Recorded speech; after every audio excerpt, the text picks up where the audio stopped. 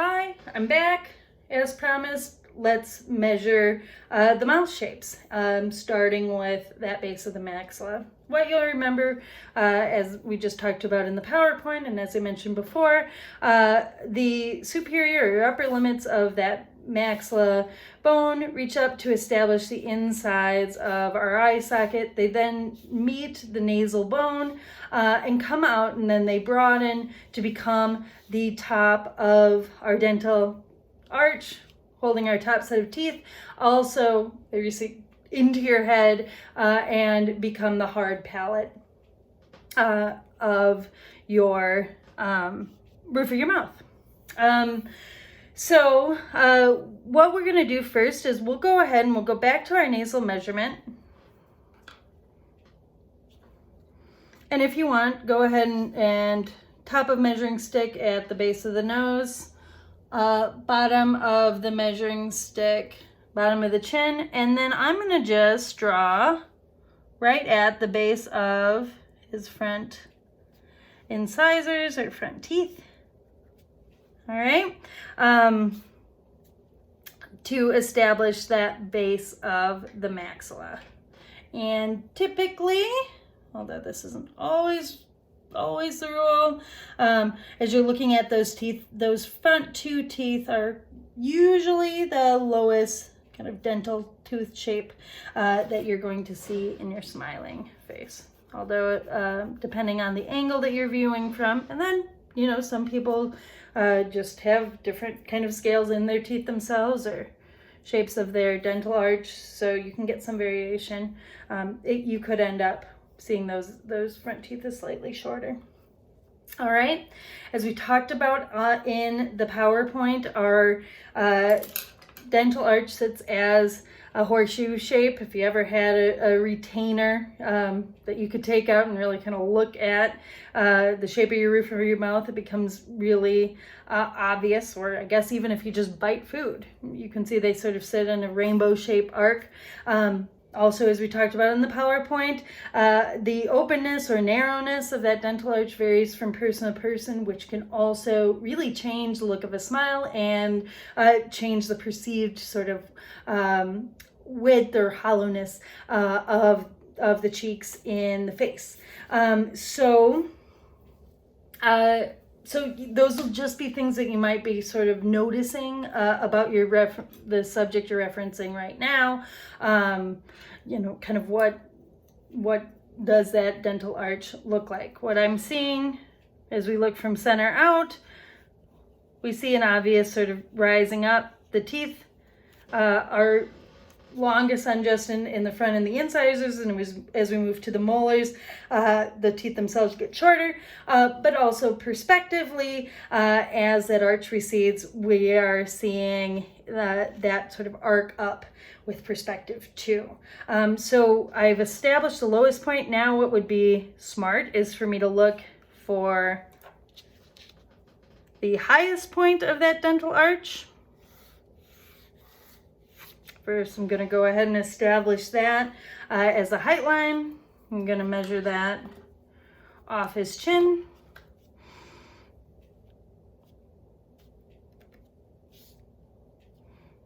Staying fairly straight across, kind of from the center out. I'll probably adjust and nuance that a little bit, but we see that moving up there. It's going to be kind of the highest points of his smile.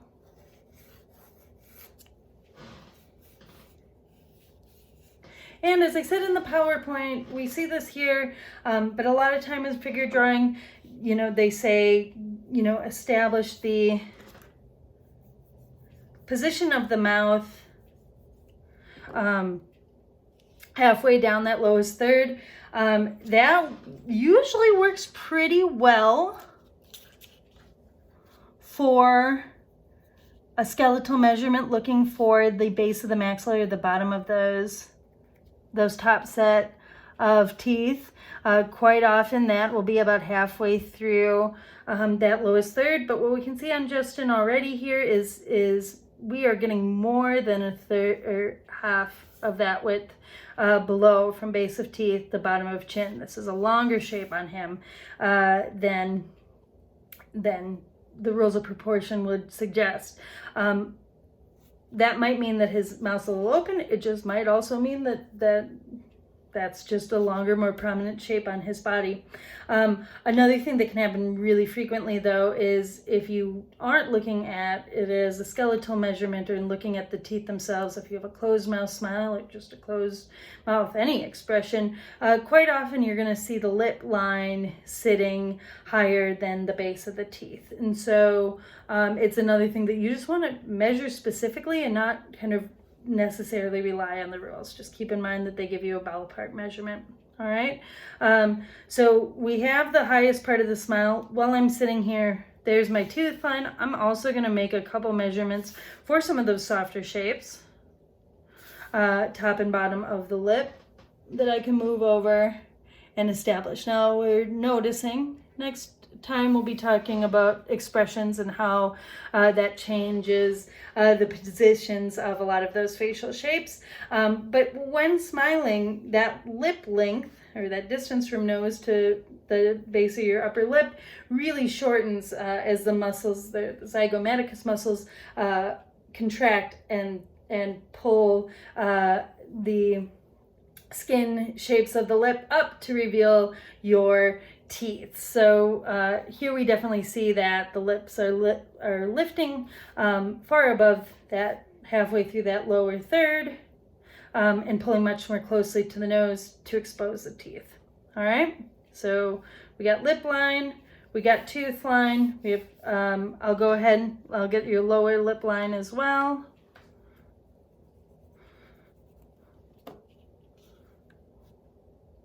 From nose, I'm going to get my tooth line, top of lower lip, bottom of lower lip.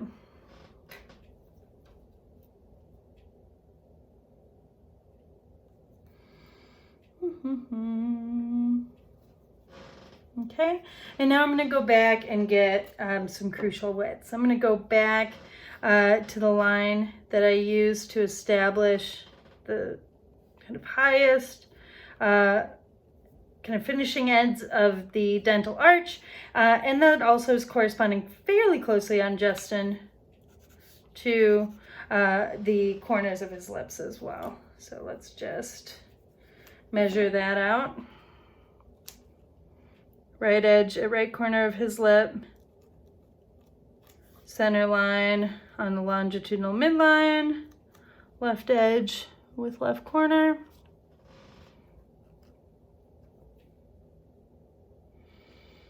I'm going to place that on the line that I just drew. Did I do that well? I think so. Okay. All right, now I'm just going to take a little time to connect my dots. Sharpen my pencil up a little. It's getting a little too soft for me. You might do the same. All right, here we go. I'm just kind of looking at my reference. I could be making more measurements if I felt the need, but sometimes I just switch to a little bit more of observation. All right, I have a destination for my lip line, so I'm going to pull up there next and establish it. He's going to look odd and clowny as I create the shape with line. So very quickly I'm going to mass in a little bit of value to help me refine and nuance that. I'm seeing a little bit of a dip in the lip. There is a sort of, usually kind of a transitional shape that moves off of our septum.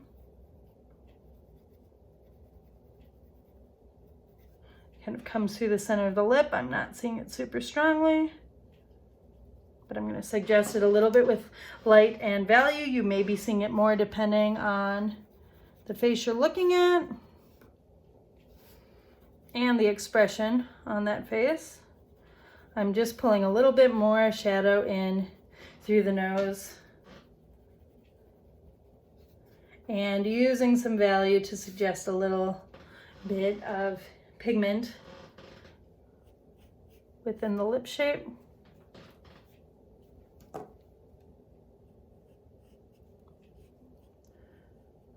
Okay, I'll call that close enough.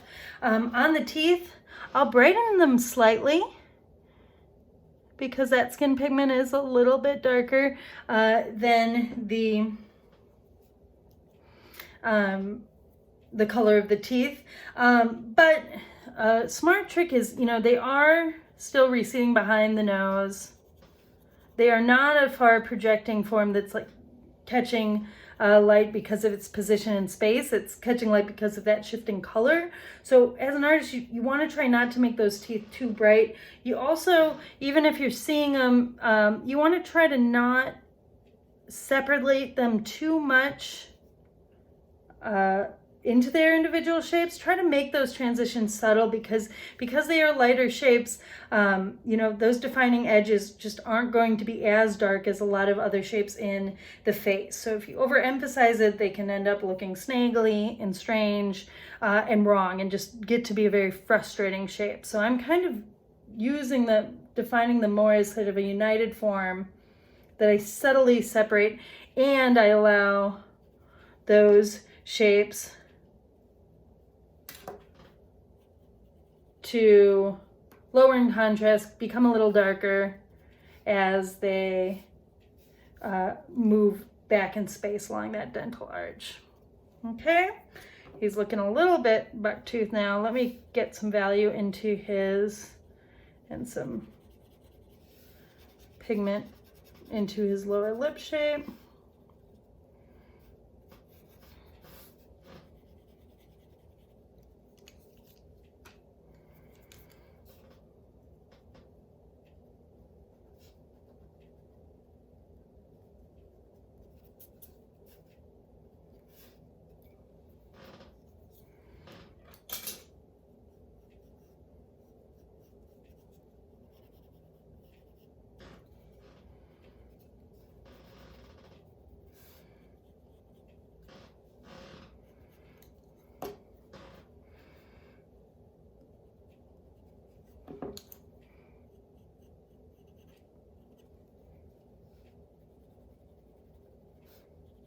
The nice thing for you is you can take your time with this.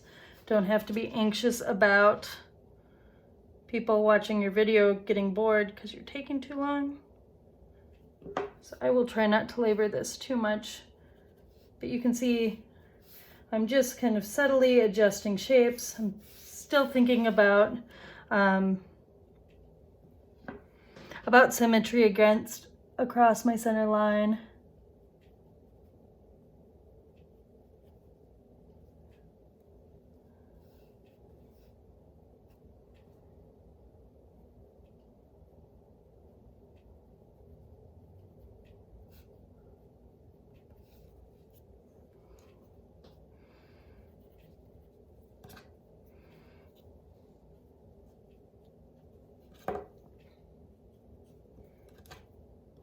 All right, we're gonna stick with that for now. And now I'm gonna look past the shapes in the mouth and look for other kind of connecting value planes, folds in the skin that connect the shapes we've already drawn. So help us transition off of cheek shapes into the shapes of the mouth.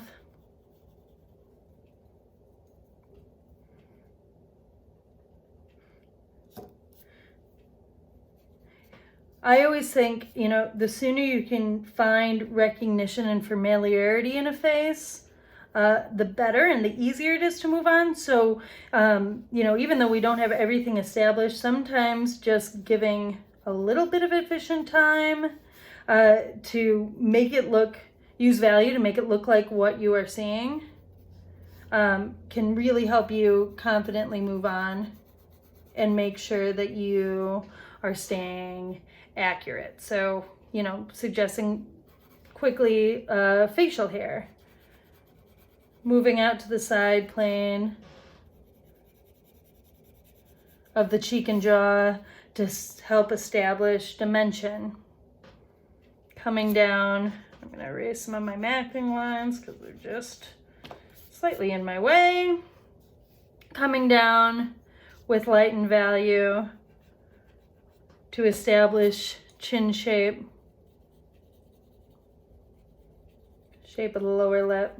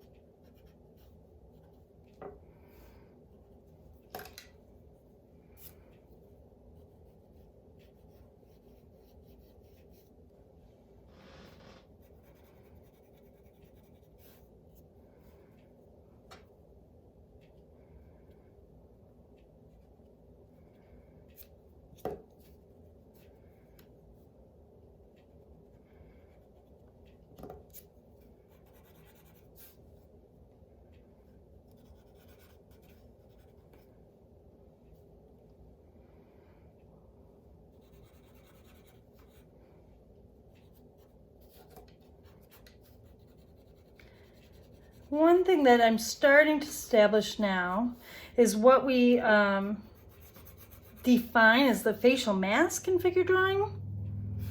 And I talked a little bit about this in the PowerPoint, but the cranium's really round, as I said, but the facial shapes and kind of rest of the skull really does follow more of a square approach, where you have this front facing, front plane of the face, but then as you move past the edge of the front of the cheeks and pass through the zygomatic, it turns back in space and in a very kind of square way. So you get this strong value shift from front to side that is important to render because it keeps your face from looking too wide. It often, if you haven't established enough of that value shift, your subject can look younger than they are. If you've done it too much, it can age them.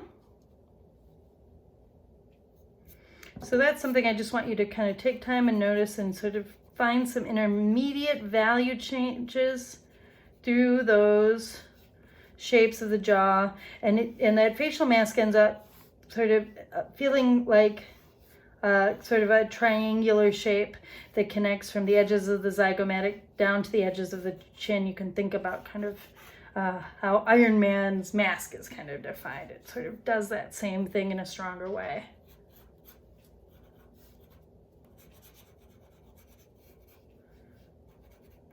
All right. Oh, it got a little dark. All right, I'm gonna stop messing with this for now. And we're gonna move up the face.